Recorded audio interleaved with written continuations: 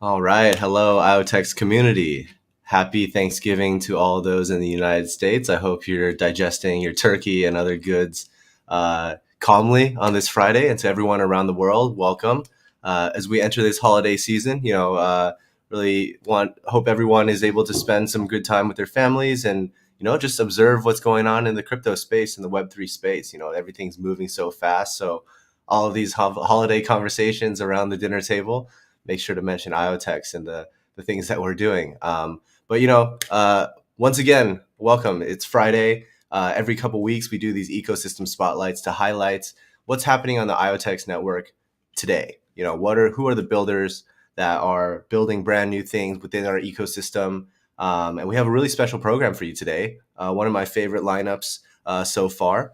We have Rajat from MOBI, the working groups lead at MOBI. He's going to tell us a little bit more about what's going on with IoTeX and MOBI, different working groups using Pebble Tracker, and just paint a picture about what consortiums, nonprofit consortiums and alliances that bring many partners together like MOBI, how they contribute to the space and what the end products of these things are. So we're going to give you the full download of that. Really excited for it.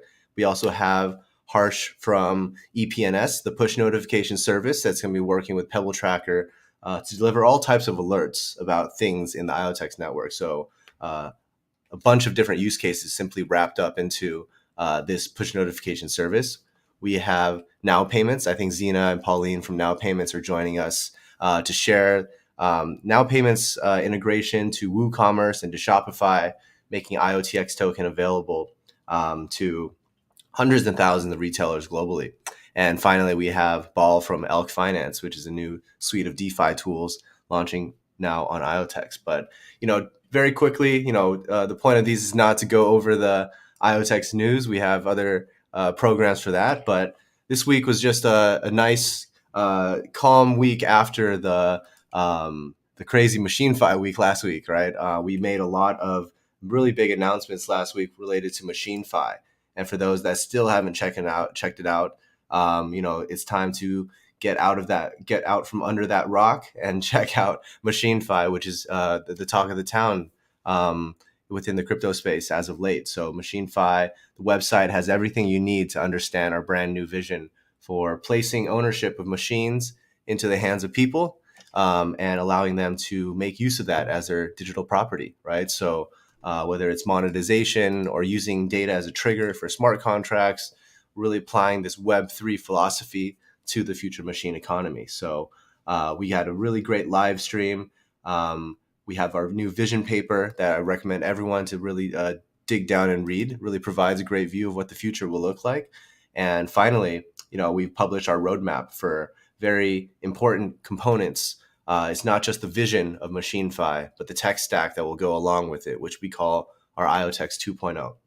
From things like a universal device registration portal to TrueStream, which is our layer 2 computational oracle, the real world data oracle for machines, to machine identity and authorization mechanisms. So machines can own their information while also authorizing other machines and users and businesses to use it as well.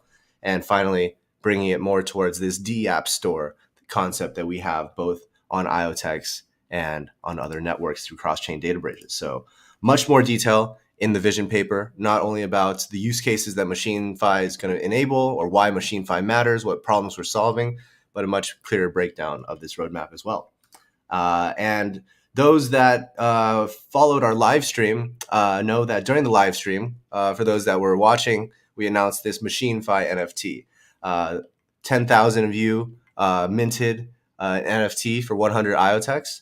And just want to make clear, we made this announcement earlier that this NFT, as you see here, how cool is that? Shout out to our design team that's just whipping up amazing MachineFi graphics.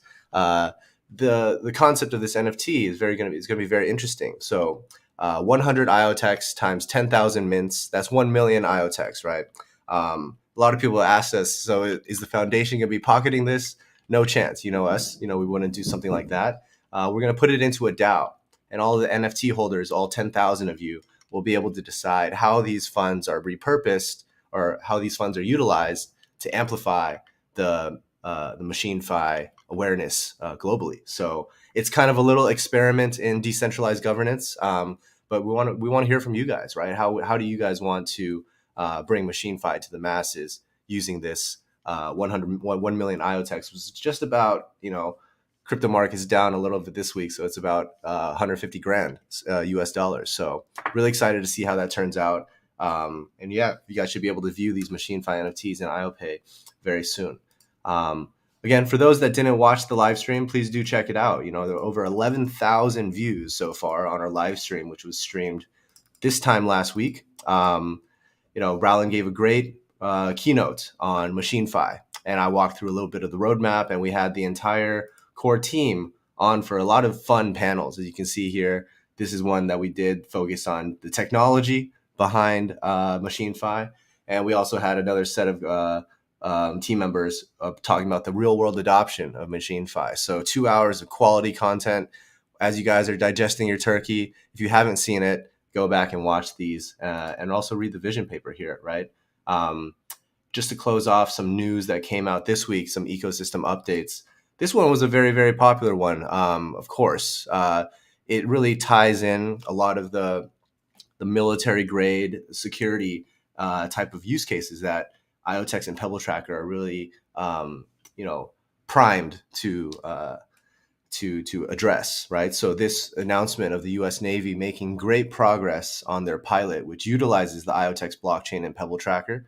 Shout out to Consensus Networks. We've been working with them on this use case for quite a long time to monitor medical supply chains that are literally military grade, used by the U.S. Navy in real time, right? So Cointelegraph published a great piece on it, highlighting the fact that this pilot that the U.S. Navy is running, built on IoTeX, is almost halfway complete, counting down the days for its pilot scheduled in early 2022. So we're going to have Nate back on from Consensus Networks to really dive into the why, about why use Pebble Tracker and IoTeX to facilitate this supply chain. But there's a similar discussion that we're going to have with Rajat about how we think about using Pebble Tracker and why it's important as a prototyping and pilot kind of a machine. What type of things can we do with verifiable data once we have them, both in this medical supply chain context and also the mobility and the automotive context. So excited to do that.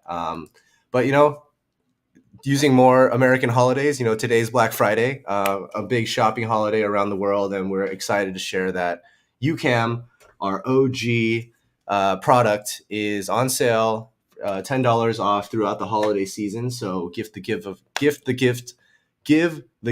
of privacy to your loved ones this holiday season. UCAM's a great stocking stuffer, just a gift for anybody. So with that, those are our ecosystem spotlights for today.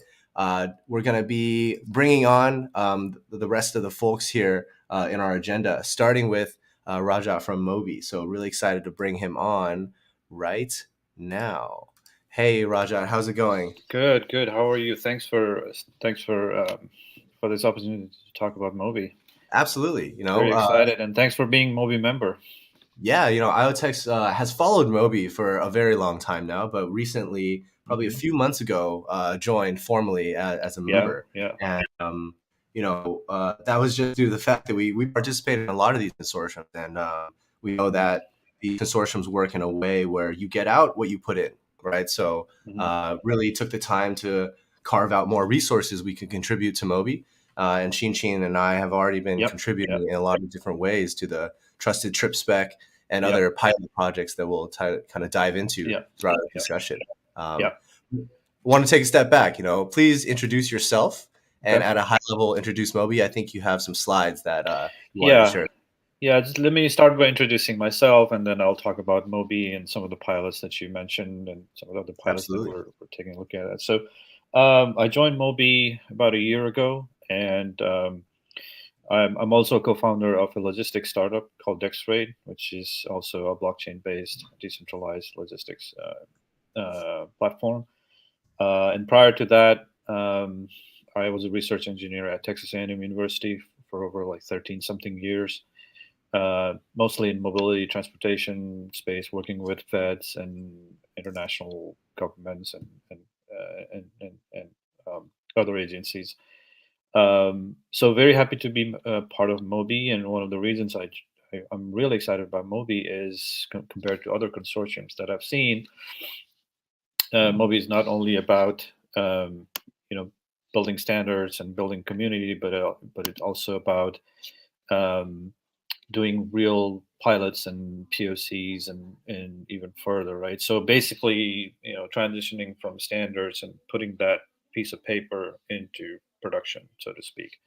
And our ethos is, and that's what I like about MOBI, is like, we want to show our members how to do these pilots and how to utilize those standards into real world uh, uh, systems. So let me share my screen, and I'm just going to go through the slides fairly quickly. Let's see how it's good. Can you see it? Can you see my screen, Larry?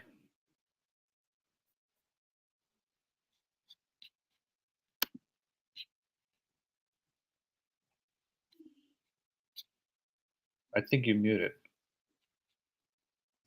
Sorry, I was muted. Huh, that's weird. Okay. Yeah, I was just wanted to say, while you're getting this pulled up, that our Yeah. participation in MOBI has been a great time so far because there's so many resources that are deployed in the right ways, right? You have an all-star marketing team. It's been great to work with Kelly Yep. and Grace. Really good, Mhm. big shout out to you guys. And you guys have your own in-house dev team to really build Yeah. out some of Yeah. the things in Exactly. here. So just the resources and the scalability of like these ideas, right? It's like a think Mhm. tank, but with an engine, marketing engine and development engine underneath Yeah. it, right? So Yeah. we've really enjoyed that part of it. But please go ahead and share from your own Okay. words what MOBI is. Can you see my screen, I Larry? can. Mm-hmm.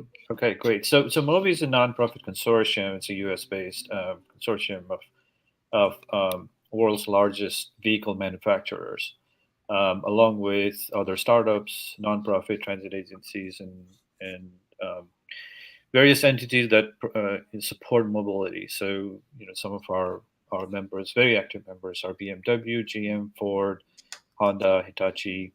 We have Denso, which is a big part supplier, and we have other big names like Toyota Industries, Accenture, IBM, and Ocean and IOTA, and so on and so forth. So IoTeX is obviously one of the newest members. Um, our goal is obviously to build standards in that affects mobility in general, right? And that includes being able to identify vehicles in a decentralized environment, um, and activities associated with vehicles. So basically, going from A to B in a decentralized world. How do you verify that a vehicle, or go from A to B, or started a trip, or completed a trip, or en route? So we started working on this idea of um, how to verify a roaming entity. What I mean by roaming entity, it could be a device, it could be a person. Um, so in terms of device, it could be a GPS device, it could be a vehicle, it could be IoT devices on the edge, it could be a bike, right? It could be a truck. And so in Web3 and in decentralized environment, obviously we're putting that person, that roaming entity, in the center um, of that workflow, versus in Web2, where we put the service provider like Uber, Lyft, and others Mm-hmm. in the center. So we're flipping it around, right? So we're following the Web3 ethos here. Um, so the idea is now, okay, the person or device takes a trip, or is in process of completing a trip. It may use a service provider to facilitate that trip or orchestrate that trip. But if it wants to prove that it actually took the trip, then to a verifier. So an example of a verifier could be an insurance company, right? So how do we do this as to send a proof of that trip to a verifier, um, and the person or device or entity is in full control of what is being sent to the verifier. So this is very much in alignment with the Web3 ethos, right? Um, so we coined the term trusted trip. Um, so it's almost like a proof of trip, right? A proof of trip or proof of location. So the way we define a trusted trip as a trip whose attributes are validated, attested, and certified by authorized entities, devices in the decentralized network. And the exciting part of this is because the person or entity who's doing the trip is in control of who is presenting those trip attributes. So there's a significant portion of privacy being central to this whole concept. And we think this will enable marginal cost pricing and other incentives that people are typically hesitating, right? So, for example, road users cost is one of those use cases where the state government is looking at new ways to fund building highways, and they want to be able to collect funds based on how you actually use, but there's privacy issues in today's system. So we think being able to manage their privacy, it'll unlock new opportunities for government and private sector to um, you generate more funds on behalf of the people, right? People and devices. So we recently released this MOBI Trusted Credential business requirement and text specification, and Chin was he reviewed the document, provided a lot of insights, so we're very thankful for that. This is a version 1 standard, so obviously we're going to keep working on it and keep modifying it. It's a living document. This is available. I think the highlights of this is available in MOBI website. Unfortunately, the actual details of the document is only available for working group members.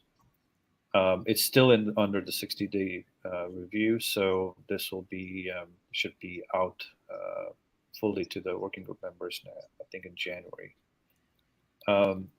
So essentially what we did was, okay, how do we, what does this credential look like for a person or an entity to say, hey, I completed a trip, or I'm in the middle of a trip. So we looked at, various schemas and other things. And, W3C, the Worldwide Web Consortium, has done a tremendous job of putting together the verifiable credential specification. And we basically said, why do we need to reinvent the wheel? Let's just take theirs, right? Let's just fork their verifiable credential 1.0 and reuse it. So verifiable credential, and there's huge engagement and the community with W3C in building these specifications, and they're technology agnostic, they're DLT agnostic, so it's very high level, but it's an amazing specification that we worked off.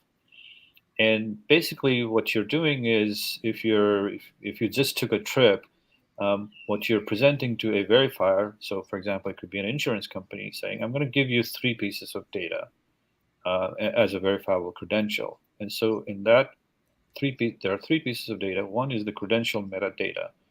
It basically talks about what the credentials format is, how do you resolve it to a source. And the second piece is the claim. So the claim says, here are my GPS attributes, right? Here's where I was using this device and that device, or this vehicle or that vehicle. So those are my attributes. So there'd be location and other attributes about the subject. Subject is in this case it's me. And then I'm going to sign this with cryptographic signature, and that's the proof. That's the third part. So what the W3C specification says is, you combine these 3 things and you present it to the verifier. And obviously, you have an issuer there as well on the other side. That's also that can also be used to kind of attest that proof. So basically, the verifiable credential says something like, this is the general flowchart of the W3C verifiable credential. So, for example, the holder is me, so I have that credential, and then if I'm using a third-party services, which is the issuer, may also issue those credentials, but I'm still holding the proof, right? This is my credential, and I'm going to present this to a verifier, and W3C has specification about how do you make that presentation. But what is also important is, because the holder is the central to this, there should be a verifiable registry, and that registry could be blockchain, it could be DLT, it could be a simple database for Mm-hmm. purpose and intents. So basically, it says that verifiable credential is so basically blockchain. What does is, like, if it's been issued, then the verifier can come and see, okay, this has been issued, and it hasn't been revoked, right? So blockchain can maintain that time linearity of those verifiable credentials, and most importantly, the verifier needs to see if it has been revoked. Right. And so this is a very simple W3C credentials data model that we follow. And what is important for devices like Pebble trackers is, like, it provides that location attributes, Right. right? Yeah. And a difference between Pebble tracker and some of the other GPS devices that I've seen is, like, Pebble tracker provides its own proof, right? Which can then be attached to the proof that I just mentioned here. Yeah. I The love this other, model, by the way. It's very reminiscent of, people understand this in different contexts already, even though yeah, if they may exactly, not understand it right now, right? Like yeah, the example I always give is these consensus mechanisms, proof of work and proof of stake, mhm, that, are literally proofs yeah, that you provide, right? You have a exactly, claim, say, hey, I am running a Bitcoin mining rig and I want to produce the next block. Okay, well, prove to me that your rig hmm, can solve this computationally intensive puzzle, so then right, you could be a validator. Or prove to me that your account has staked 32 ETH, so you could be a Ethereum exactly, validator. It's exactly, just these proofs now, and these claims are things that we've yeah, done in the real world. Hey, I drove this particular route. yeah, Okay, then prove it to me, right? exactly, And that's exactly, exactly where Pebble Tracker comes in as the yeah, proof generator, and yeah. hopefully a lot of other machines in the future, right? And Yeah, so the difference with other GPS, I mean, there's hundreds and hundreds of GPS devices that's available, but they Mhm. don't provide the proofs, right? They don't Right. provide cryptographic proofs. Although, I mean, we have to be careful as a consortium. We want to be vendor neutral, but IoTeX was one of the the Pebble Tracker was one of the devices that I'm trying to incorporate into the pilots. But And we're it's very also much in looking the at, spirit of what we want Pebble Tracker to be too, right? We don't yeah, want Pebble Tracker to be a proprietary yeah, closed device. We want to eventually, the firmware is open source already, the backend's open source already, making it very plug and play usable in a hmm, number of capacities. But in the future, we even want to open source the hardware, right? We want yeah, to allow people to configure it to their needs, but yeah, still carry the same essence of what we're talking about, right? Whatever thing you're trying to prove, that might just mean you need to attach a new sensor to Pebble Tracker or sure, and um, customize it. Yeah, exactly.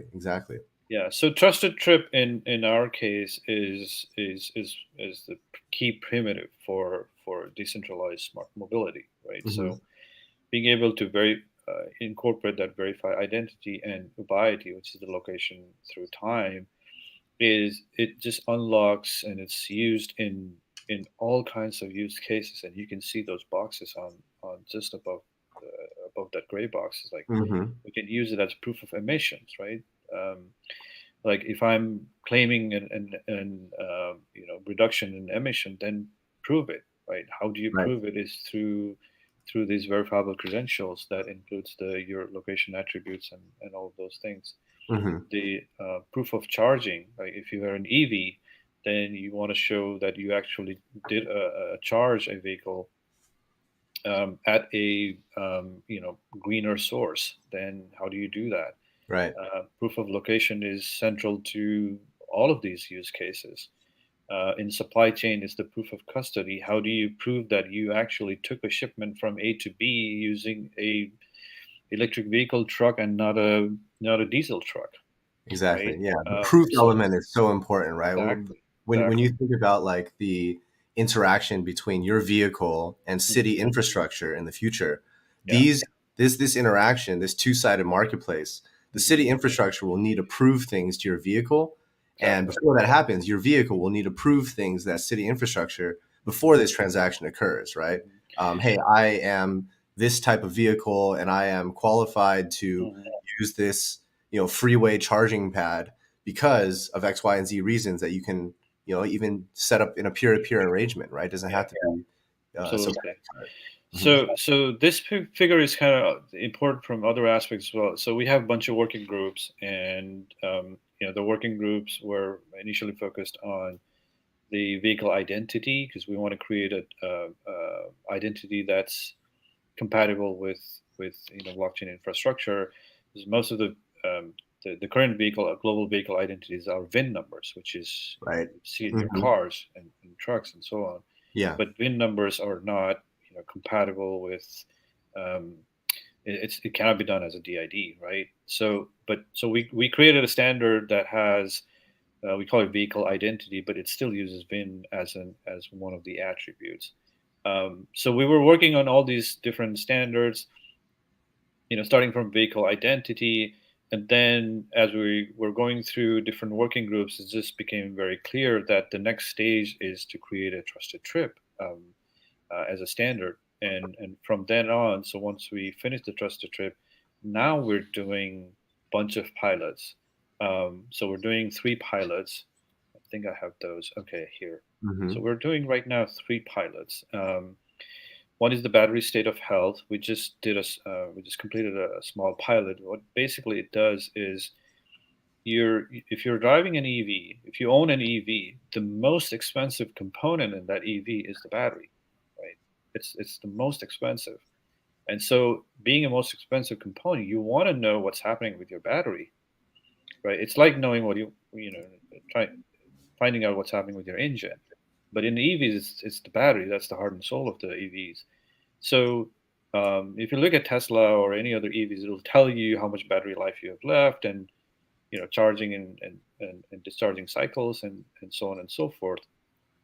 So the industry calls it the battery state of health, like how healthy is your battery at this point, and how is it going down, and when should the battery state of health or will go up to like 50-60%, and then you have to go change the battery. um, so all the EV manufacturers are creating their own algorithms, proprietary algorithms, to determine the state of health. And what we want to do is we want to create a standard by which we say, okay, guys, you all have your own proprietary algorithms, but there should be an industry standard way of saying you should at least use set amount of attributes or variables, um, so that the industry can say, okay, your way of doing thing meets the industry criteria, right? Hmm. So that's what we're doing on that pilot. The second pilot we're doing with this is a supply chain pilot, where if you go back to EVs again, so EVs have a bunch of modules, so bigger, smaller parts. If you open an EV battery, it has a bunch of small parts called modules, and the modules have cells. Um, and we want to be able to trace the modules going from supplier to OEM to dealer to the owner, um, because there are new regulations, especially in Europe, it's coming out, which requires that battery manufacturers have to recycle the components to certain percentage, and they should be able to track the the EV battery components from life to death. Hmm. So how do you do that, right? It requires standards, it requires state of practice, it requires um, and you require a consortium to do this kind of things. Hmm. And so that's one of the other pilot that we're doing. The third pilot, and so on the second pilot, one of the important component is being able to track the battery modules, the battery itself, when it's being transported from supplier to OEM to a dealer to the other stakeholders. So so that's where GPS and telematics and asset tracking system comes in handy as well. It's like now Mhm. you have to show like, did you actually ship that module, right? Right. And what did you use to ship that module? Because a lot of these big manufacturers are making commitments about carbon emissions, right? They're Mhm. going to go carbon neutral by 2030. But how do you show you're carbon neutral, Yeah. right? The only way you can show is you have to go all the way to the individual small processes that includes not only production but also transportation, Mhm. right? So that's the second use case. The third use case is the floor plan audit. Um, this is a use case with where the if you go to walk up to a automobile dealer, there are a whole bunch of cars or trucks or whatever, and they're all financed. They're all collaterals essentially. So there's a lender, or it could be a bank, or it could be a automobile company's lending arm that that has that lends these dealers those vehicles. So they need to know what's happening with those cars in the dealer floor, right? So one of the things they need to know is if the car has been sold or not, Mhm. right? If it's sold, then they need to get paid, right? The other Yeah. thing is like if the car is in an approved location or not, right? So that's where the knowing the location of those cars come into play. Mhm. Um, and so this is the use case that we're looking at different asset trackers, and one of them is a Pebble tracker, obviously. Yeah. So we'll be doing this with the actual dealers, and so we'll be installing a whole bunch of devices on cars and forklifts as well. So this is an exciting one. This is a because this one uses we're not simulating any data. We're doing this with the real data. So we're Yeah. very excited about this third one. So these are the three use cases that we're working on, um, and we'll continue to work on more use cases. And in all of those use cases, we have weekly meetings with our working group members, and they're bringing in their experts um, to tell us what they need. So all these use cases were prioritized by the working groups. So it was not like MOBI, MOBI's core team um, wanting to do this. This was all prioritized by them. So they have huge business cases to do these use cases, and they want to see what is blockchain's key value proposition in all these use cases, Yeah. right? And then You know, then how does it integrate with other technologies like edge technologies and asset tracking and machine learning and all of those things. exactly. Across like the remote monitoring and the asset tracking space, right? Things that Mhm. are supposed to move and tracking them and things that aren't supposed to necessarily move. There's so many different options, right? The Yeah, really common denominator across all of these pilots is the need for a single version of the truth between hmm people that don't necessarily trust each other, right? And yeah, intelligent machines, unbiased and intelligent machines, we hmm both believe are going to be the providers of that single yeah, version of the truth in a lot of ways, right? So yeah. I'm And very excited to see how these really evolve yeah, going forward. Yeah. it's just the last point. I mean, in all these use cases, it's there's the general ethos of the working groups and multi community members is there's a lot of emphasis on privacy now, right? Hmm. Which is typically you don't hear from big companies, but Yeah. because it's coming from the end customers now. So Right. um, that's why blockchain has a huge role to play in W3C verified credentials. Um, Asset trackers like Pebble, and that has its own cryptographic proofs. Those all come together, I think, in a very nice ecosystem. Yeah, we're very much looking forward to getting Pebble into these real pilots, right? Grabbing real world data, having real world reactions from this business logic and building it in a collaborative way, right? That's the most Yeah, important piece. We really love what you guys are doing at MOBI. So we look forward to connecting more with the auto manufacturers and all these other blockchain companies, right?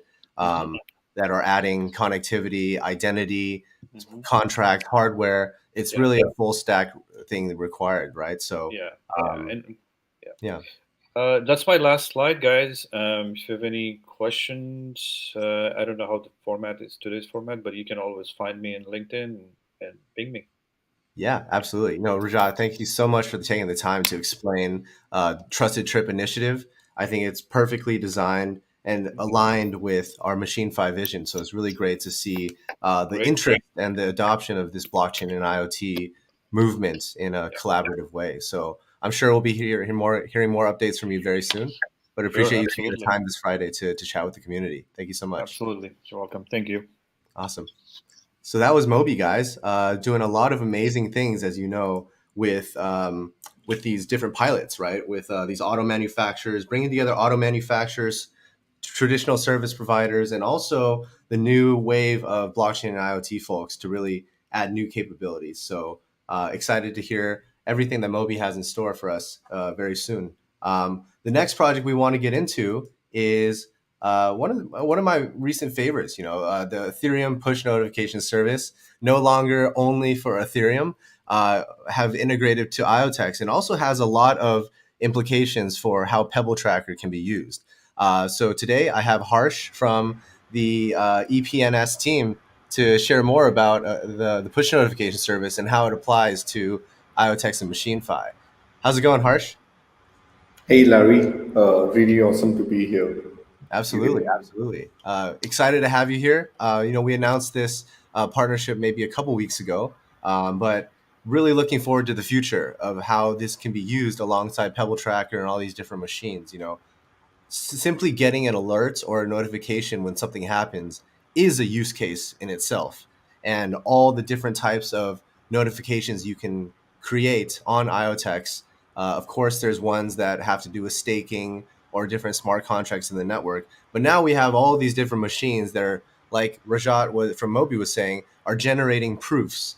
And these proofs need alerts, right? So a brand new design space for IoTeX and EPNS to work together, which we're going to dive into. But please start with the introduction of yourself and how you got into working with EPNS. awesome. Sure, I can start. So, hey guys, excited to be here. I'm Harsh, project lead and founder of Ethereum Push Notification Service, or as Larry mentioned, maybe it's everything push notification service now. I always start with a very cool good vibe video. So I will see if I can get it going. Larry, if Yeah, you can play the video, that would be great. is it this one? Yes. Cool.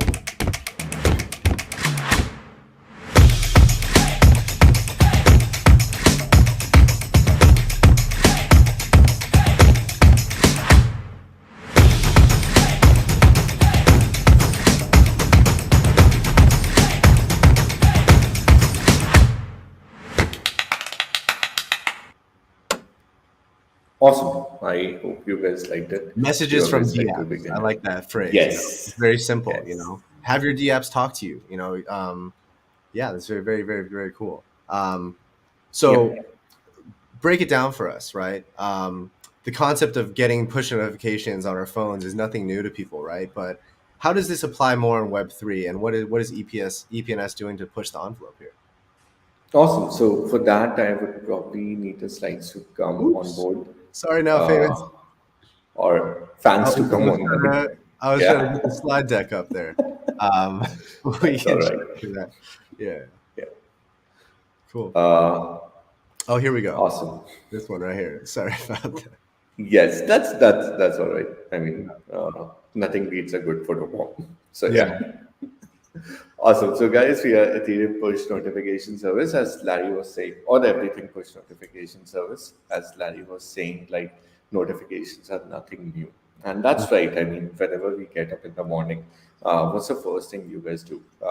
I know for me, I look at my mobile phone, I look at my Gmail, whatever emails I have, I look at my social media, even my Telegram, any deliveries I've done through Amazon, any Venmo, PayPal payments, or just about everything, even WhatsApp chats or FaceTime calls. Those are all driven by notifications or services coming to you on your phone and saying something of importance might have occurred and what you want to do. But surprise, surprise, that's just a normal traditional Web 2.0 world. There is no communication primitive that exists on blockchain, and that's what we invented. So that's basically the problem which we are solving. We are solving the problem of communication. So just think about it. I mean, at a very normal blockchain level, loan liquidations, governance, even you receiving crypto, you don't get to be notified about it because there's no communication layer that exists for Web 3.2. Even with the case of IoTeX, it sounds, I mean, Pebble Tracker is such a cool technology. I was actually reading about it when the presentation was going, and I loved how it's non-tamperable. And that was something which, I mean, 3 years back, I used to tell my friends that someday someone will figure this out, like how to bring the real-time data without getting false numbers. And yes, I when we partnered with IoTX, we realized that this happened already, and we were so excited to partner because this data that is coming to blockchain, it also opens up a lot of possibilities. Like whenever these sensors are activated, maybe these sensors are activated in terms of emergency, and you need a notification for it. What's the point of capturing the data if the user doesn't get to know about it? Yeah. And something, I mean, I just outlined one of the crucial aspects, but something as the amount of miles you ran, or something as the amount of carbon emission you saved. Maybe all of those things will need notifications. Right. More than that, you're moving to the staking system, as Larry said. These also need notifications, like how cool it is. Like you, as a user wallet address, you're getting the notifications. And incidentally, exactly that's what we have built. So the solution for this communication void was to build a communication primitive, starting with notifications, because as I said, every communication that occurs in the real world starts with notification and then leads to anything else. So yeah, what that's exactly what we did. These are on-chain, off-chain notifications that are tied to your wallet address. They come from decentralized communication protocol called EPNS protocol, or the push network, because we have push nodes that validate everything, makes it decentralized. And on the opposite spectrum, any backend service, any dApp, or any smart contract can send these notifications out. The kicker, of course, is that we are no longer Ethereum. We have gone multi-chain, and we are also platform agnostic with an open communication layer. So the end goal and vision is that whatever wallets you are accessing your blockchain data from, whether it's a wallet on IoTX or it's a wallet on Solana or Ethereum, you will get all the notifications which you as a user wallet, whether on Ethereum or Solana or IoTX or anywhere else, are seen. You will get it right on your wallet. And the video which you saw, it was our mobile app kind of acting like a first step to essentially get all these notifications out to you as a user, while the wallets and everyone else start adopting the EPNS protocol. I'm not going into the whole pitch deck. Quite honestly, I thought I'll just talk about it, but then I realized that you can present slides, so I couldn't control myself. This is a Yeah. very long slide, Let's but pause here and talk about some of the use cases, right? Like there's yes. so many. Like right when you were talking, there's a really famous service here in the US. It's called Life Alert. And everyone has seen the commercials for Life Alert, which is designed to protect senior citizens that are living by themselves. And the fact that, your loved ones are safe is probably the biggest notification that people think about, right? All these intelligent machines that are able to be remote monitoring tools. I've heard some crazy methods to do this, whether it's having someone wear a wearable or using even wavelengths like a kind of a router to detect falls from like a wavelength perspective, and all of these things, all these sensors that are grabbing information about the world. It's not the raw data that's important sometimes, but it's the insight that you gather from the raw data, and knowing that insight up front, whether it's, hey, my dog has left this geofence, you should go get it, or your loved one is in danger, you should go figure out how to fix that problem, right? All the way to things that are convenience based, like, hey, you received X number of tokens from staking today. Like, all these things are very important to get informed without needing to dig into the address by address explorer transaction data. So what are your favorite use cases that you've seen for EPNS as of late, Harsh? Got it. So IoTeX, I mean, it's one of the favorite use case. It's very interesting. Like, it's actually impacting the real world. Then the favorite use cases, of course, I'm a huge DeFi user and fan, and I'm sort of getting into NFTs as well. So I kind of see the entire thing broken without communications getting coming in. You already see some interesting like Twitter bots out there that are doing these notification style things, right? Like whale bots is like, $10 million in USDT has been added to Coinbase. It's like, oh no, people are gonna buy a lot of crypto now, right? Or it's kind of the crypto punks has a bot too, right? To say, hey, this crypto punk sold for this amount, the floor price is now this, right? These like constant notifications, especially for things that aren't really like completely liquid like CryptoPunks. These transactions don't happen that often, so knowing when they happen, getting the first responder kind of first place in line to know these notifications happen could be really important for investment decisions and things like that in DeFi and NFTs for sure. Yes, yes. So, I mean, crypto bots, while they're good, the thing is, as I said, like they're still Web 2.0. So, you as a Twitter username, you are not a Twitter username on Web 3.0. So, they are not communication which is tied and fetchable from your crypto wallets. They're just email communications or your social handle communications. But with EPNS and with this communication protocol, finally the wallet addresses, they control these notifications and they can jump from one crypto wallet to the other. So yeah, those are some very unique and interesting test case. I'm just going to go slide everything out. This is just a bit about who backed us and again not needed. Yeah, so we are running pilot collabs with all these cool companies. IoTX is of course something that has been recently added, and we will soon update this. On that note and on that segue, that's what we are excited to work with IoTX. What we want to do is we want to deliver decentralized notifications of reward received. We want to explore very unique, very user-defined, very customizable notification from Pebble Tracker, right on your phone or right on your crypto wallet or right on your desktop, wherever you want. And of course, we want to explore the decentralized governance route. And whenever a proposal comes, you will get a notification. So those are some of the really cool things we want to work with IoTX. Of course, as this partnership deepens, we will explore some new and interesting use case. And yes, this brings me to the end of the presentation. Just an alpha drop, we are called Push or Push Tokens. We launched our governance. The mainnet is audited, going very live on Ethereum and coming very, very soon to an IoTX near you. And of course, then we are launching our push nodes that form the entire P2P communication system.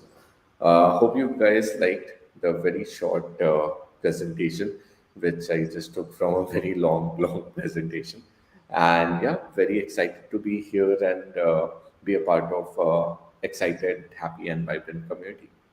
Absolutely. This is a call out to all the builders, right? Like, I think all of your D apps that are launching on IoTeX, having some type of more, direct communication or notifications to your users is like a thing that every D app could use, right? So excited to explore the low hanging fruit, but also these forward looking things about using this verifiable real world data to have verifiable notifications, right? It's all the building on this foundation of trust, right? So for everyone that wants to get in touch, You can shout out them on EPNS Project on Twitter or EPNS Project on Telegram.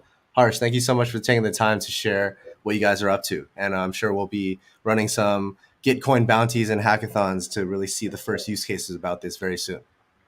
Awesome. Looking forward to it. And thanks, Larry. Have a good weekend. Thanks so much for joining. You too. Bye.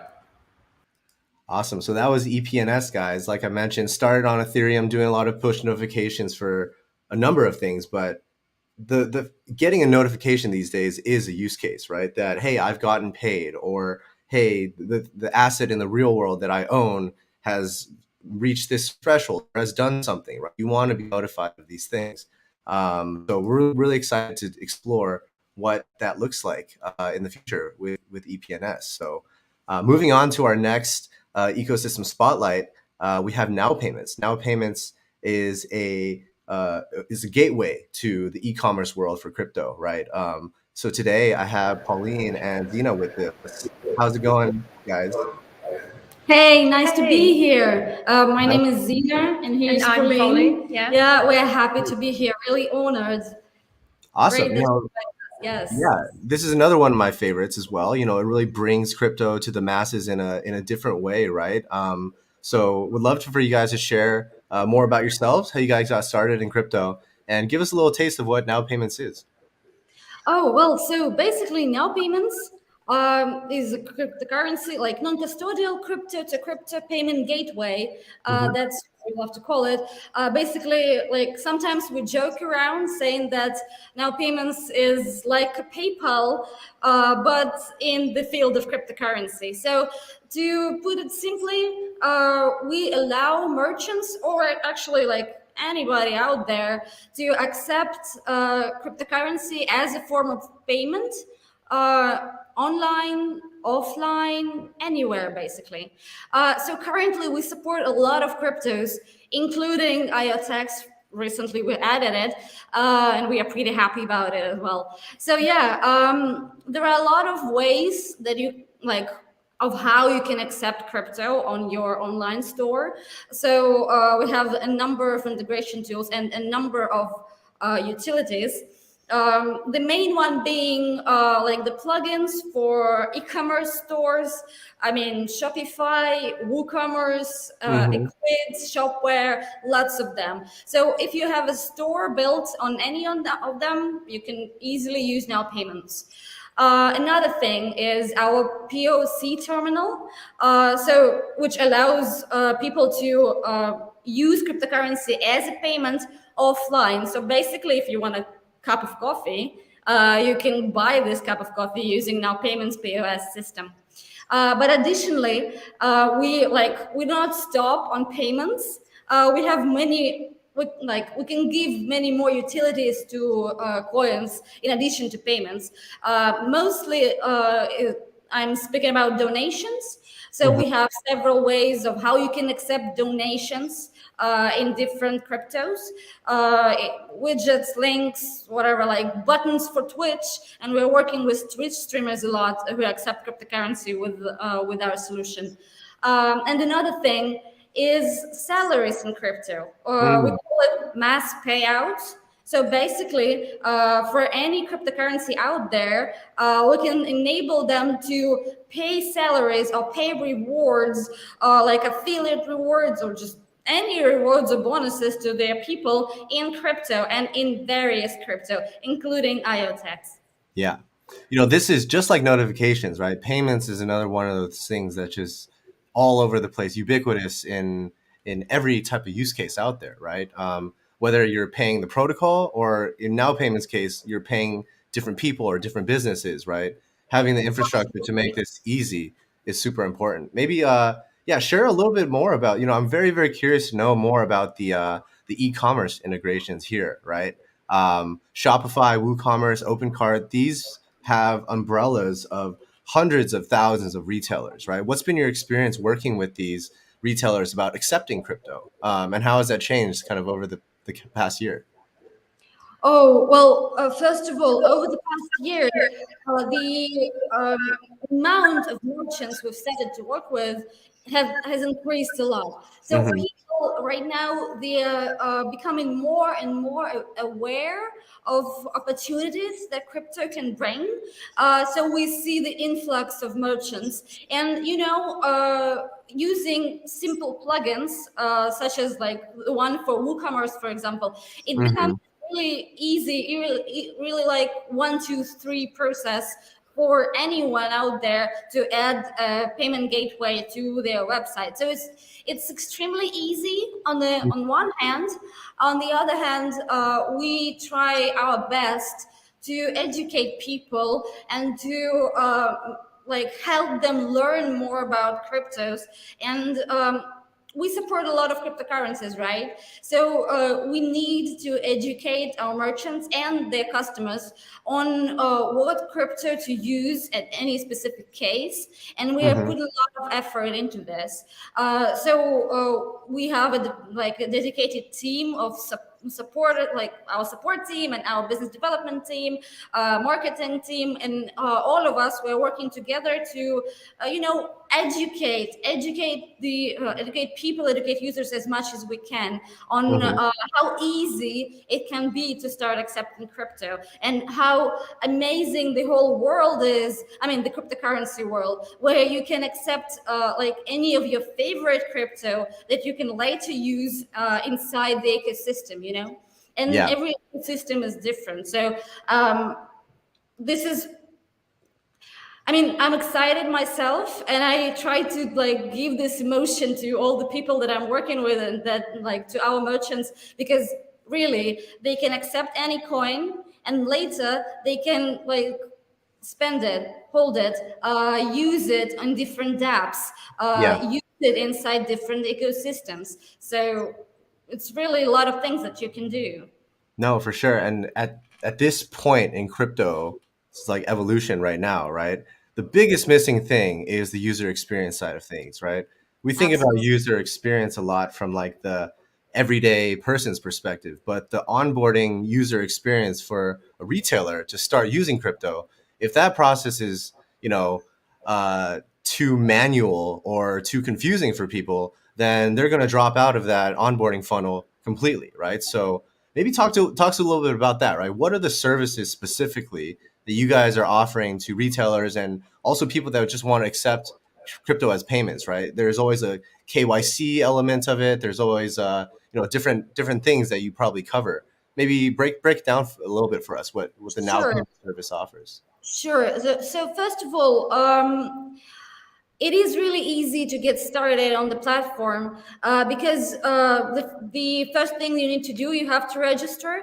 And when you register, you only need to enter your email, and that's it. There is no obligatory KYC procedure registering an account with NOWPayments.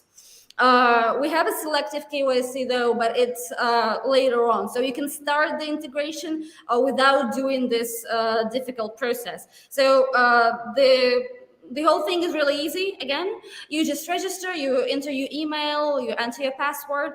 Then inside our personal account, NOWPayments personal account, you have to add the outcome wallet. So Mm-hmm. outcome wallet is the wallet that in the cryptocurrency that you want to accept. So you enter your own wallet. Mind that it's really important, like for people to use their own wallets. We're a non-custodial system, so any payment that goes in, that customers pay, it goes directly to the merchant's wallet. Mm-hmm. They enter their own wallet, they create the API key, and then boom, you got to go. Like you're ready to accept payments. Yeah. We have, as I mentioned, we have lots of integration options. Some of them are really simple. For example, the invoicing system. So you can create an invoice just from your personal account without any integration at all, just clicking on the button like create invoice.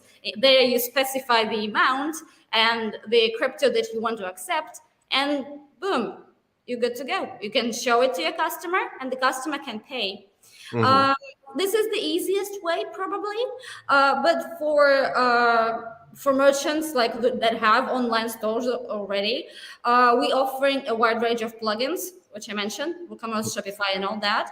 For each and every plugin, we have a detailed instruction of how to implement it, on how to start using it. Usually, it's not difficult at all. Again, it has only several steps, and we are guiding our merchants as much as we can.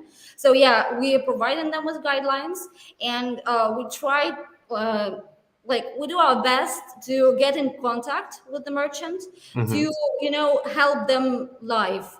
I mean, we have a huge team of business development team that reaches out to merchants in order to help them and in order to guide them through the whole process step by step. Right. That's what White glove service a little bit, right?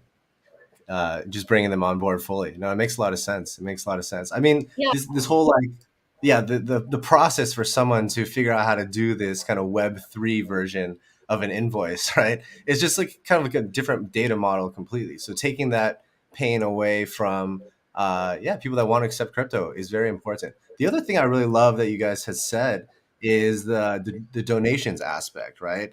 Yeah. I've always felt that Web3 and crypto and blockchain was the perfect type of platform for the future of charity. And there's so much opacity, like non-transparent activities that go on with where are these payments being used, or how are they being delivered. I think I was chatting with Helen from the Binance Charity Foundation. She said something about like 25% of all donated funds actually reach the end recipient, and that's crazy, right? So I think how do you guys view this donations aspect? How do people get involved with this, and what type of people are using it so far? First of all, I have to say that the community usually is really excited about donations. Yes, we are a payment gateway and payments is the main thing we do, but communities, they're crazy about donations because everybody wants to go and do the good thing. And this is something that works for the good cause, What's most important, and the most important benefit probably of our solution for donation is that if you go to some website, UNICEF for example, you see a lot of addresses there. So there is a Bitcoin address, an Ethereum address, a Doge address, all these different addresses there. And if you want to make a donation, you have to send specific coin to specific address, and that's it, right? Our solution allows automatic crypto conversion. So basically, the donor can come to the website, choose the coin that he wants to send, and we will, our system will automatically convert it to the coin that the charity project wants to accept. So it's really important for most charities to have the option to easily convert crypto into either stable coins or into fiat, because they need to pass this money forward, right? And we can do this for them, which is pretty easy and pretty quick.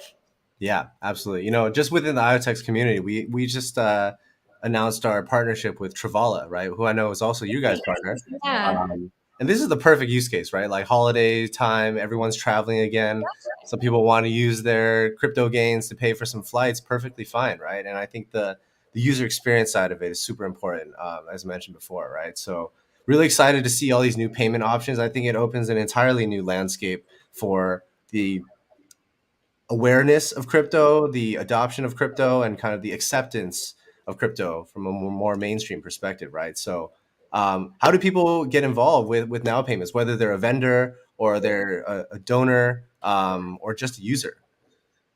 Oh, easy. You just go to the website, sign in, and you're good to go again. So awesome. You can read about us all over everywhere. Just type in cryptocurrency payments and you'll find us.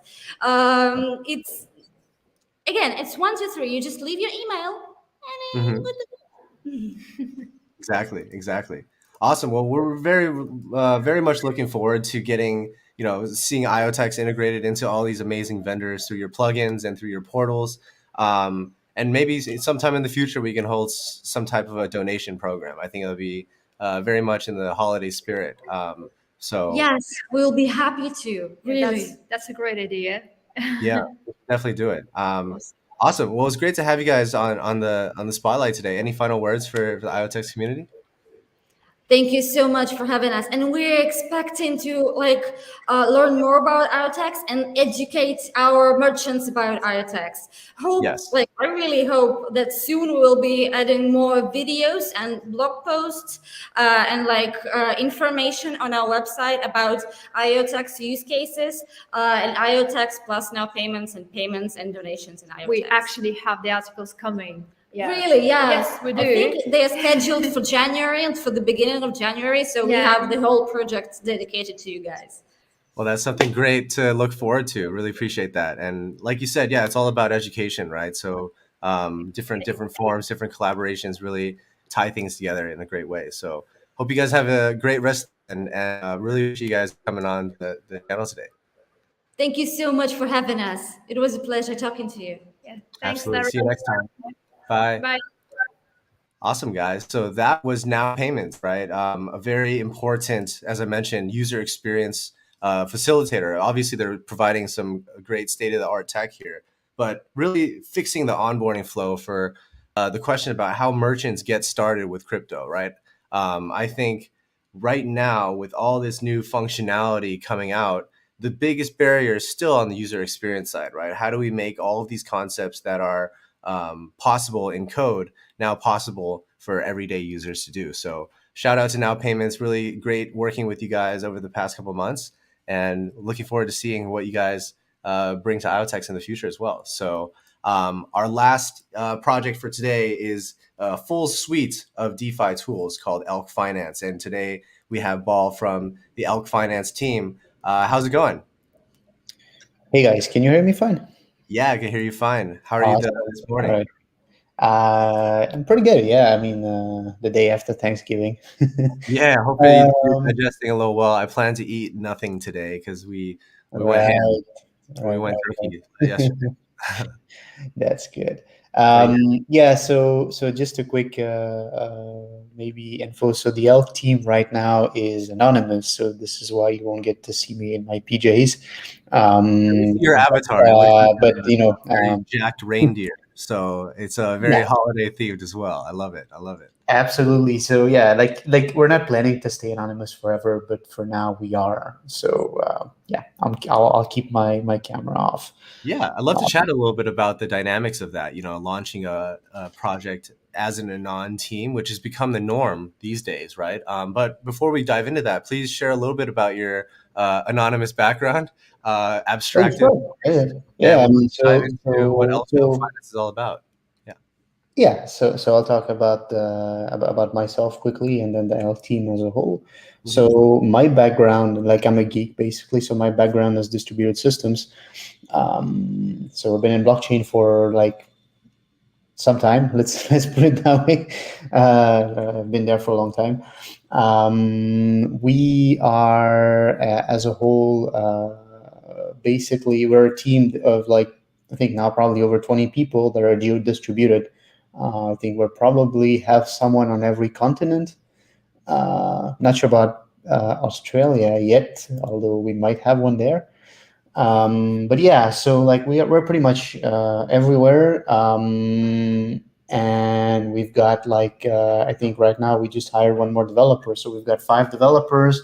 We've got some community moderators. We have marketing. We have a pretty big business development team.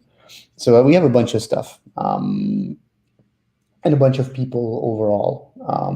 And yeah, like I said, right now we're keeping it anonymous. I think that'll probably change early next year because we'll sort of like reorganize the structure a little bit. And basically some people will dox at that point. Fantastic. Yeah. Please do. Yeah. Take us through a little bit about what Elk Finance is. I know you guys have big dreams for the future, launching this kind of multi-chain DeFi ecosystem. So break it down for us a little bit. Current state of multi-chain DeFi and what Elk Finance is doing specifically. Yeah. So basically, I'm just going to use like a few slides there. to sort of like explain what we're all about. So Elk is basically, it's an infrastructure project. First and foremost, it's not only an infrastructure project, but it is mainly that. And so what we're doing is essentially anything that involves cross-chain. So like you can think of it as basically making it so that the users that are essentially interacting with the blockchain don't need to think about which chain they're on anymore. And so our goal is really to make it so that ultimately everything can just move seamlessly across chains. Smart contracts can call other smart contracts on other chains and get responses. You can move value across chains. You can essentially sort of like not have to worry even as a developer about, oh yeah, but this thing is not really compatible with what I have because it's on a different chain. I love the way you describe it. A gyroscope stable coin. Okay, yeah, that's something else. Yeah, so basically, in order to do that, we build like we're building. I mean, we've built already, but we're building quite a bunch of stuff. I guess the first thing is really what we call the ElkNet, which is essentially the core of everything. And the goal of that is basically to bridge value, but not just value, also information like data, right, across all the chains that we support. So right now we're on 14 chains, and I guess we'll very soon be on IoTeX and a few more. We're starting to also attack non-EVM chains. So right now the 14 are EVM. We're going to non-EVM as well. Mm-hmm. And so like the goal of this ElkNet is really to just facilitate all of that. And so on top of the ElkNet, essentially what we're building is a bunch of first of all, we're providing an SDK for it so that any developer can essentially build whatever they want, because we're sort of building we're building the bridge, and then what goes on it and what ends up being on both ends of the bridge and anything else is not something that we ourselves can just define on our own. That's sort of the whole point of crypto, is that like all these projects become a little bit more interoperable. All these projects start to potentially collaborate or like even merge or like use each other in ways that we probably haven't even thought of yet. Mm-hmm. And so like we're essentially building infrastructure for that. So on top of that, what we are also building is essentially what we call proxy tokens, which you can think of as just a bridge as a service. So if you're a project out there, you're probably on multiple chains already, and you might be struggling with essentially bridging your token like across the chains that you support. And so that is what we would help with on that. The plan for this is that we'll basically be releasing that, I think, still this year. So like basically early next year, anyone will be able to use ElkNet to basically bridge their tokens across all the chains that we support. Absolutely. On top of that, of course, we're talking about value. So we're also building basically a cross-chain stablecoin with reserves on different chains, and that's why we call it a gyroscopic stablecoin. And we've got like a bunch of other things that are planned as well. But I think that's probably already a lot of information at this point. No, it's great. I think these days the whole multi-chain bridge thing is being thrown around as something simple, but it's really not. It's probably the hardest thing that's being worked on in crypto right now. Maybe share a little bit about your experience, right? Working with multi-chains. You said, you guys have started with EVM chains, which is kind of like they speak the same language a little bit, but the complexity gets much, much higher once you start to think about, Cosmos IBC or Tendermint and, Solana's approach and all these other chains that are running kind of different categories of protocols, right? Maybe explain the experience with that. Absolutely. So I think you'd be surprised to, or maybe you won't be surprised to hear that actually even across EVMs, you have a lot of differences. Like we've essentially, so we've integrated 14 chains. That does not include Ethereum, although we are already basically ready to launch on Ethereum. We're just sort of like planning, like just putting the final touches here and there. And on these 14 chains, like we've probably had at some point challenges with, I guess, almost all of them. And these problems can range from having, just RPCs, so basically the endpoints that your wallets connect to talk to the blockchain. Having RPCs that essentially misbehaved or that did not implement the correct, or like the standard, Web3 Ethereum, specification, or that they would just, behave very weirdly, like drop a transaction, or like do various weird things with, let's say, gas prices or things like that were essentially pretty challenging to deal with.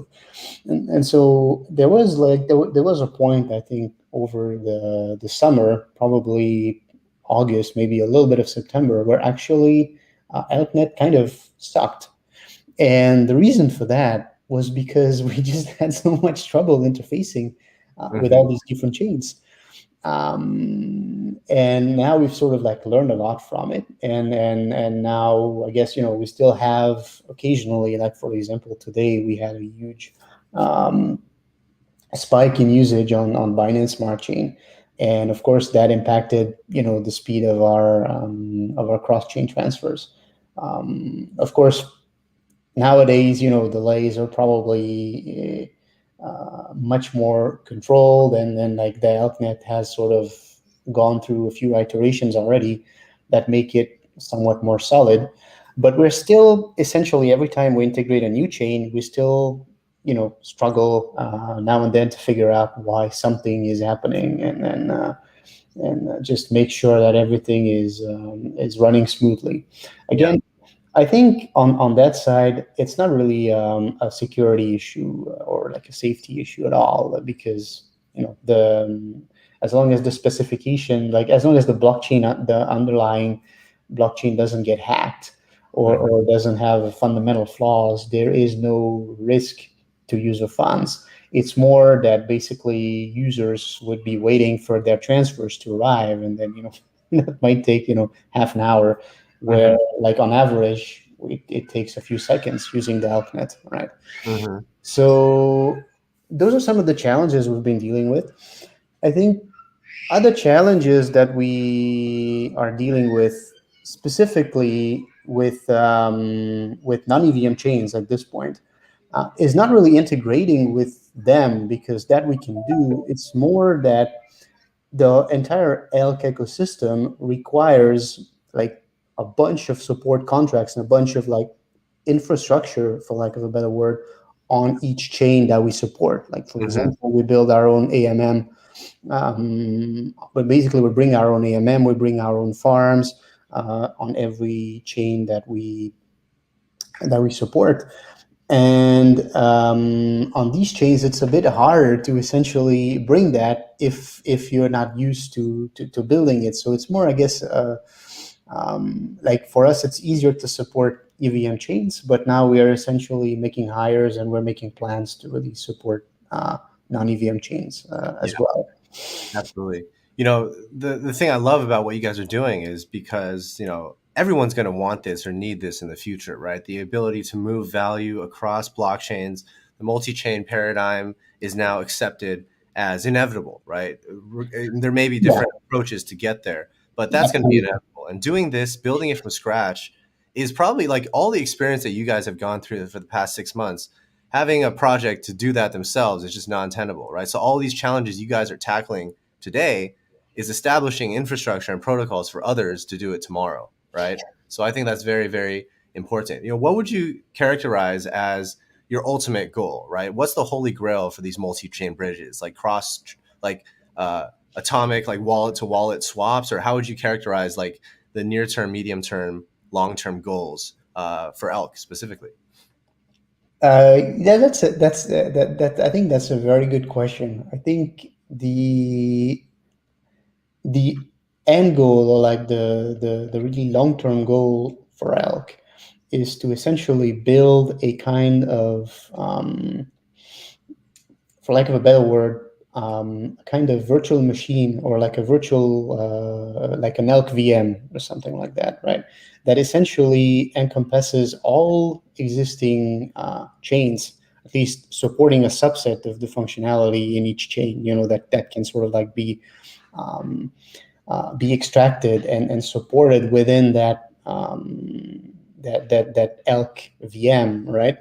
And to make it really, really easy for using of course, that Elk VM, right? To make it really, really easy for developers to build, like sort of like build your protocol and build everything once and have it work everywhere. Yeah. Right? There's lots of challenges for Huge why we challenge, can't be there now, right?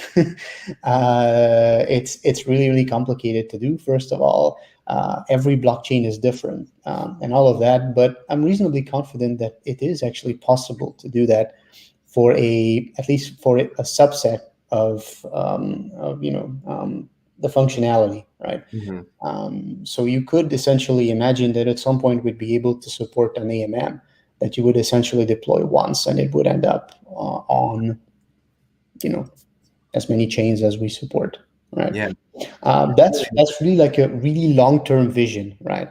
I think a more short or medium-term one is one where we provide an SDK to various projects, and we're seeing that actually, right? That like we have a lot of people that are asking us, like, how can I move my token? How can I build the bridge for my token? Sometimes that token is, has some specific characteristics, or it's an NFT, right? How can I move that across chains? Or like, how can I move my reflective token across chains? Or how can I just move my ERC20 run-of-the-mill, super simple, like, copy paste token? How can I move that across chains? How can I make it so my users don't have to sort of like suffer through essentially, selling on one side, buying on the other side, like going through bridges that are fragmented and all of that. Yeah. So that's probably one of the, or like the main thing that we're really trying to solve, I guess, on the short/mid-term. Makes total sense. Yeah. I mean, it's definitely a long-term goal, right? It reminds me a lot about a project I did back in my consulting career where I was working for what's called the Financial Market Utility, right? It's called the OCC, Options Clearing Corporation. And they interface with pretty much all of the big options exchanges in the US. CME, all these like SIBO, all these ones that are located in Chicago. And this was just a one-way. They're grabbing data from all of these exchanges in a format that that is kind of synchronized, effectively creating a standard for how trading data and settlement data is coming in, right?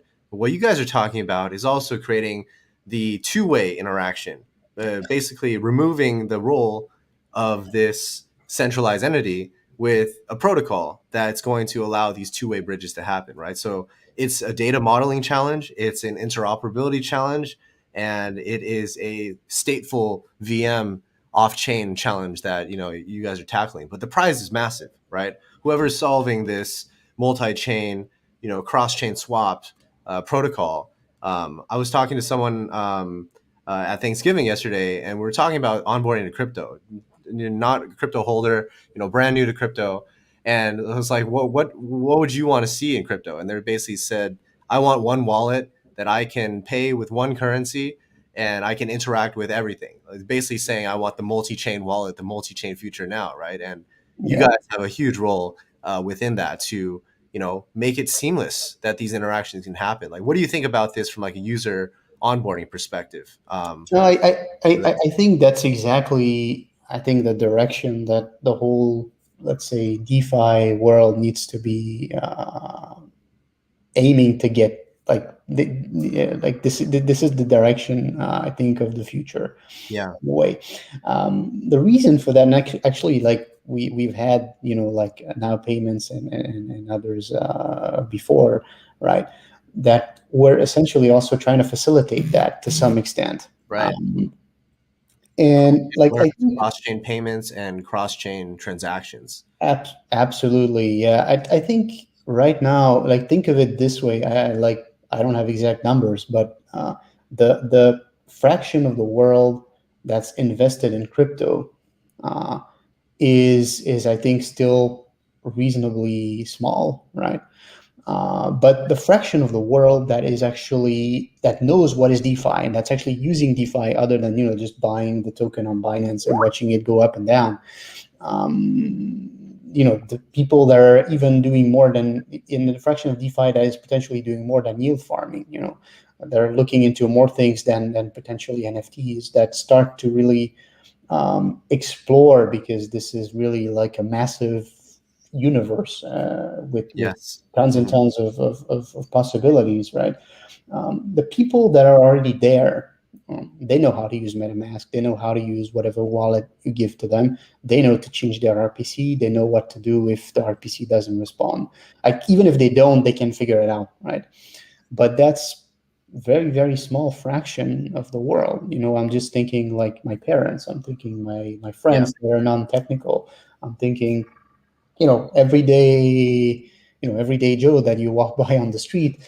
And at that point, really, you sort of start thinking, well, are they going to be able to interact with it? Like it's not just about the sort of like the interface, right? Because you can build a super nice interface that's just going to hide a lot of this. But these people at some point, they're going to want to know, like, for example, there is, let's say, IoTeX is booming. There's lots of projects on there, and they have their wallet, which is not like, maybe it doesn't support it, or maybe it supports it, but it's complicated, or like there's sort of like all these hurdles to adoption, right? And they're gonna say, like, why are you keeping me here when I can go to IoTeX or whatever chain where there is a much like basically the grass is greener. The chicks are hotter, or whatever you want to, say about it. Like there's basically a lot of essentially walled gardens at this point, and these walls need to come down, right? Yeah. And if essentially we, like as the builders of DeFi, don't make them come down, we can be 100% sure that the users will make us, we'll basically break them down. And they're like, will basically make us pay for not doing it. Yeah. I think the holy grail of DeFi is this kind of multi-chain wallet that has like a wealth front or like a robotic financial advisor kind of element to it, right? Where you have all these connections to these chains, where all the yields are, the risk reward ratios for all these yield farms or these like investment, lending, borrowing opportunities, and just let it automate, right? But the infrastructure to make that seamless without waiting for rounds and rounds of confirmations, or, hey, are you sure you want to authorize your wallet to allow this bridge to spend your funds to bridge, blah, blah, blah, blah, blah, right? There's so many like button clicks that we have to do, even for, crypto native people, to authorize things in a specific way, to transfer funds from this chain to that chain, and even, routing things like 1inch has done with all these DEX aggregators. But now it's at like a multi-chain DEX aggregator perspective, right? So a lot of opportunity, and just makes my head hurt a little thinking about all the complexities of it. But you guys are really doing God's work here to make this possible, right? Yeah. Yeah, absolutely. I guess, I think the way that you really want to think about it is that a bridge, you can think of it that way. Like a bridge, often what happens is it's sort of like it does benefit both sides of, let's say, if it's bridging between two cities, or like it's bridging across a river, right? It tends to benefit immensely both sides of the of the bridge, much more potentially than the bridge itself, right? Like the bridge is just a bridge. The problem is without the bridge, like you're stuck having to cross, by boat or whatever. It's very cumbersome. It's very complicated. And here we're really talking about building a multi-bridge or a kind of, fast lane type of, connecting across all of that as seamlessly as possible. And like, I would really be happy to see, like the next big thing in DeFi be built or like be using Elk under the hood, right? And that would be really awesome. Yeah, definitely. The engine for this cross-chain stuff it's a huge opportunity, man. And we're definitely watching your progress closely. So, I think we're up on time for today, but really appreciate you coming on the chat today, Ball, and just explaining to us Elk and what your vision is. Share a little bit more about how people can get in touch with you. Unfortunately, this doesn't. Oh, no worries. Just know that there's an email, a Twitter, and so basically look for Elk Finance. It's elk.finance or app.elk.finance. It's we have a Twitter, we have a Telegram, we have a Discord, we have a Slack, we have Reddit, we have Medium, we have everything. I think. So yeah, just check us out, and like I'm very happy to also talk to you. Like we have a pretty active community where we are essentially, like we're a bit tight knit, right? I mean, like we're a really tight knit community, but we are really welcoming of new users, and we're sort of like happy to guide them through everything. Absolutely. Well, you guys heard it. Check out the Elk Finance ecosystem, and we're really excited to be welcoming you guys to the IoTeX network in a very short time. So really happy to be here, or to soon be here. And we'll be watching out for the announcement, and hopefully run some campaigns to get people involved in this multi-chain future we're talking about. So with that, I hope you enjoy the rest of your Thanksgiving weekend, Ball, and we'll be chatting very soon. Yeah. Thanks a lot. Happy Thanksgiving again to everyone. And watch out for us. Thank you so much. Talk soon. Awesome. So that was Elk Finance, guys, and the last spotlight of our session today. Really great to have, even more projects, right? I think every couple of weeks we're bringing you a more wider variety of projects. In the past, we've talked a lot about mobility and automotive. Today, we're talking about payments and notifications, which are kind of utilities, right, that all the DApps are going to be using. And on December 10th, we actually have a very great ecosystem spotlight with, I believe, Chainlink and Protofire, Cartesi, Covalent, and some others that we're going to be welcoming very soon to the IoTeX network. So a lot of stuff going on behind the scenes. I just want to wrap up with an overview that I gave in the beginning about what's been going on in the IoTeX ecosystem as of late, right? So last week was our big MachineFi announcement. It's a brand new concept where we're trying to put ownership of the billions of machines and the trillions of dollars in value that these machines generate into the hands of the people and not corporations. So this is our new year-long roadmap to make new infrastructure to enable this in a completely decentralized way. So on this website, you're going to see a link to our live stream that we did just 1 week ago, over 12,000 views, I believe now, on that live stream, which is incredible to see. So you can check it out here. There's also the link on YouTube. We have our vision paper. The vision paper is a 30-page high-level view of what the future of MachineFi looks like. I would highly recommend everyone to take a look and give this one a real read, right? A lot of white papers and vision papers out there go unread, but this one really captures the essence of what we're trying to do with MachineFi in the future. Finally, we have our roadmap. We have a lot of interesting things and exciting things coming up, even in the next few months here. We have our MachineFi portal launching this year, the universal hub where we'll be registering all types of machines, including UCAMs, Pebble trackers, and one thing I'm very, very excited for are these dev boards for Raspberry Pi and Arduino, which are going to be, open access to this universally available hardware for all types of builders to work with on IoTeX. And we also have our TrueStream real world data oracle that we've been coding up for the past year or so, launching in beta in Q1 of 2022. And those that were lucky enough to mint our MachineFi NFT, which we announced during our live stream, this is a picture of it. I think is really freaking cool. And we're going to have many more of these coming out to celebrate new milestones or different MachineFi campaigns in the near future. For those that didn't check out our live stream, it's on YouTube. Again, about almost 12,000 views in just a week.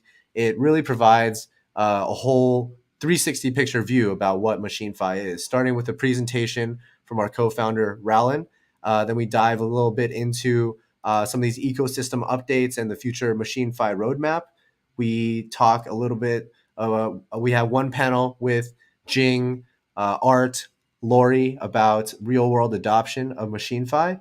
And finally, we closed it with a panel with some of our tech folks talking about the tech stack that will empower MachineFi, right? So a whole buffet of interesting insights and downloads that you should definitely check out. Here's the vision paper on DocSend. Check that out as well. And yeah, just wanted to recap some news about this week. The U.S. Navy news about our pilot for HealthNet that we're working on with Consensus Networks was announced earlier this week. Consensus Networks received a $1.5 million contract to build a blockchain-enabled logistics system called HealthNet, which utilizes PebbleTracker and the IoTeX blockchain. So this is real military-grade solution for a military-grade problem, ensuring that the medical supplies and even blood and other types of perishables from a health perspective are preserved. And this is really a great real-world use case of blockchain that we're excited to share. And with that, yesterday was Thanksgiving in the US, and today we have Black Friday. There's many versions of this globally. I think China has something called Singles Day, 11/11. Black Friday is just a shopping holiday in the US for those that are watching internationally. But instead of just doing a single day, we're going to be opening up this promo for UCam, which is our first OG product. Lets you own all the videos that's captured by the camera. Super affordable. With this discount, $50, which includes 6-month free cloud and international shipping anywhere around the world. So definitely check out this deal. And to close, I'd just like to thank our guests, Rajat from MOBI, that explained to us all the cool working groups that MOBI is working on and how PebbleTracker is going to be utilized within these working groups. We had Harsh from EPNS explaining how their blockchain agnostic push notification system is going to be paired with real world devices to generate these brand new decentralized push notifications that are unlimited use cases within that. So we're really excited to dive into that. We also chatted with Zena and Pauline from NOWPayments, talking about all the new places that IoTeX can be spent and all the new retailers that can accept IoTeX through WooCommerce, Shopify, and other integrations. And finally, we just had a great chat with Ball from the Elk Finance team, who's going to be launching their DeFi suite, their multi-chain DeFi suite on IoTeX very soon. We didn't get to ask him about the Anon questions that were at the top of my head, but hopefully we'll have him back online soon, and he's still Anon, so we can ask him what it's like to start a project completely anonymously, what a world we live in, right? So with that, that is our ecosystem spotlight for the week. Really highly recommend you guys check out our MachineFi live stream if you want to get more IoTeX content. And it's back to work for us. So I'm going to leave you guys with some promo videos that we shared during our MachineFi live stream that really capture some real world uses of MachineFi that you guys should be seeing very soon. So with that, hope you guys have a good rest of the weekend. We'll be back in 2 weeks with Chainlink and Protofire. And some other great guests. So don't want to miss that one. See you guys later. Bye.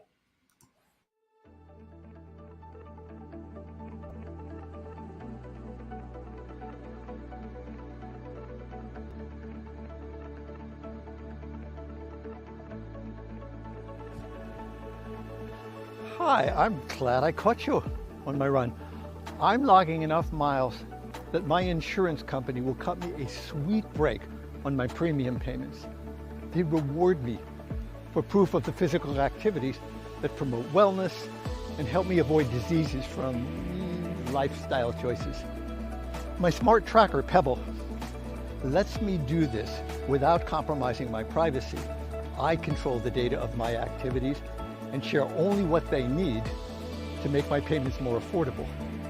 The IoTeX blockchain is what keeps my business, and that's a good thing. In the world of acute care, I'm happy and relieved that urgently needed medical supplies are being tracked by IoTeX. By securely tracking fragile medicines, they save lives and reduce costs. IoT and blockchain are a pretty powerful combo that can do good and put money in my pocket. Oh, Pebble calls, gotta go.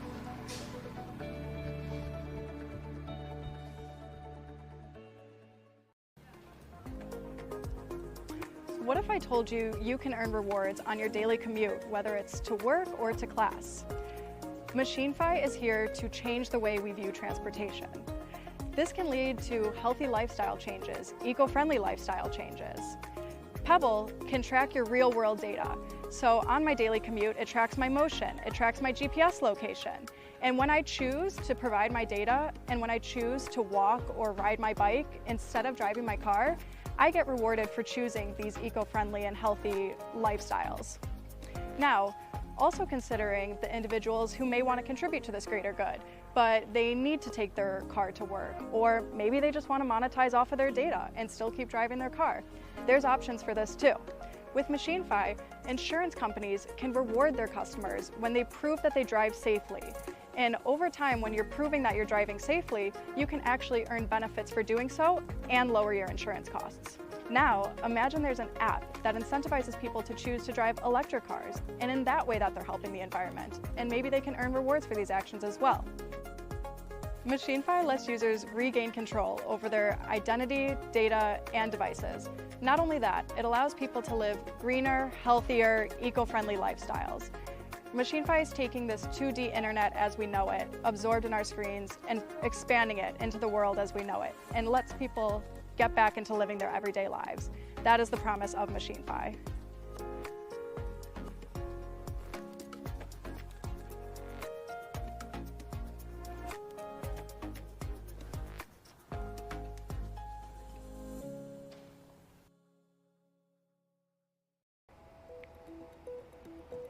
We all love to travel.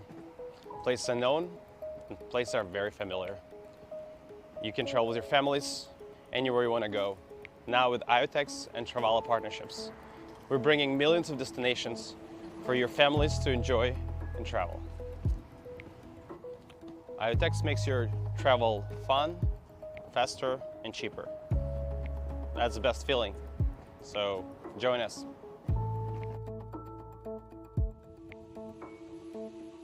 Welcome to the MachineFi future. I just checked into a hotel with Pebble. I booked all my flights with IoTeX. In fact, every time I get a coffee or I get a lunch, I'm able to do it with IoTeX token. And the best part is this is proof of travel. I'm able to get rewards, and so can you. Yeah, my personal travel experience is powered by IoTeX and adjusts to my preferences. So I love when I travel and it's catered directly to me. We're all parts of MachineFi, and whenever you go to any city, you're able to earn rewards, complete itineraries from curators. They're your peers who know the city. So you can go to rare landmarks, restaurants, any place that you've never been before, complete that itinerary and earn IoTeX tokens and NFTs. How cool is that? And if you have Pebble, even more rewards. So join us on this new future.